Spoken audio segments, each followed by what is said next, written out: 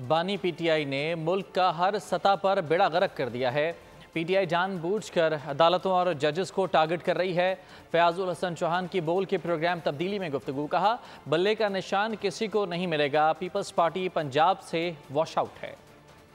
साबिक चेयरमैन तहरीक इंसाफ ने इस मुल्क का बेड़ा गर्क कर दिया है। तहरीक इंसाफ की सोशल मीडिया टीम ये प्री प्लान्ड मुल्क दुश्मन एजेंसियों के पे रोल पे रहते हुए पाकिस्तान के अंदर अदालतों के खिलाफ, अदालती अदारों के खिलाफ, जजेस के खिलाफ, फौज के खिलाफ एक तूफान बदतमीजी सोशल मीडिया पे इन्होंने उठाया हुआ है। पंजाब के अंदर से तो पीपल्स पार्टी तकरीबन वॉश आउट है। हम लोग यहाँ पे स्वीप कर रहे हैं और इस दफा तो शहरी इलाकों में भी हम जीत रहे हैं। देखिएगा कि सबसे ज्यादा सीटें 61 के करीब है नेशनल असेंबली की सीटें हमारे पास।